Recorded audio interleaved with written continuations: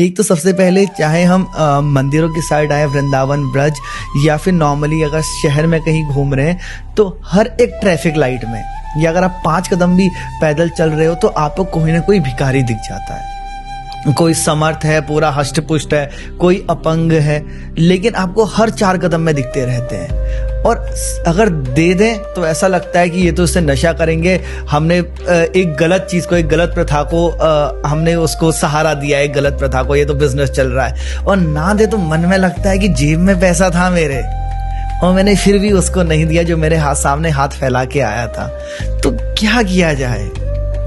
भगवान ने हमको बहुत कुछ दिया, क्या उन्होंने देने से पहले पूछा था कि तू इसका कहाँ उपयोग करेगा? नहीं। हमें नहीं पता कि ये कहाँ यूज करने वाला है भिखारी, लेकिन उसको तो पहले से पता था कि हम कहाँ यूज करेंगे। तो मुझे नहीं लगता कि आपको ज्यादा सोचने की जरूरत है कि आगे वाला क्या कर रहा है।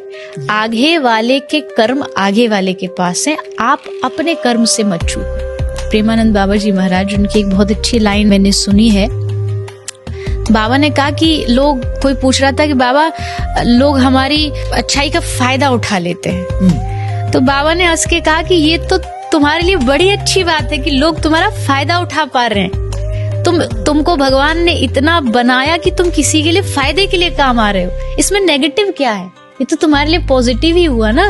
बहुत सुंदर कि लोग हमारी अच्छाई का फायदा, अरे तुम फायदा उठाने दो, तुम किसी के लिए फायदेमंद हो, तुमको ये सोच के नाचना चाहिए। जैसे एक बस जा रही है, एक आदमी विंडो की साइड बैठा है और एक विंडो से दूसरी साइड में बैठा है। एक भिखारी विंडो पे खड़ा होकर भीख मांग रहा है। जो विंडो वाला व्यक्ति है वो नहीं दे रहा, पर जो उधर वाला बैठा उसके मन में आया, उसने 50 रुपए निकाले और वो भिखारी को देना चाहता था, पर उसका हाथ वहां तक पहुंच नहीं रहा। तो उसने जो विंडो वाला आदमी था उसको दे दिया कि तू दे दे भैया। उसने जब वो 50 रुपए भिखारी को दिए तो भिखारी ने क्या सोचा, कौन दे रहा है? यही जो विंडो वाला, ये विंडो वाला है। और वो दुआ किसको दे रहा है? भगवान आपको दुआ है, भगवान आपने बड़ा अच्छा किया, भला किया।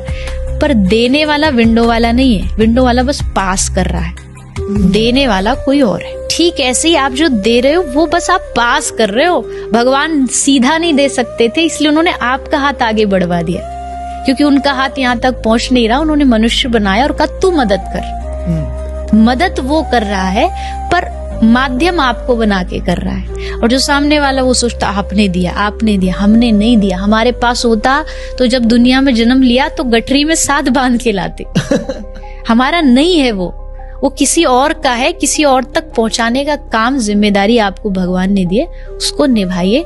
इसमें बिल्कुल भी संकोच नहीं करना चाहिए।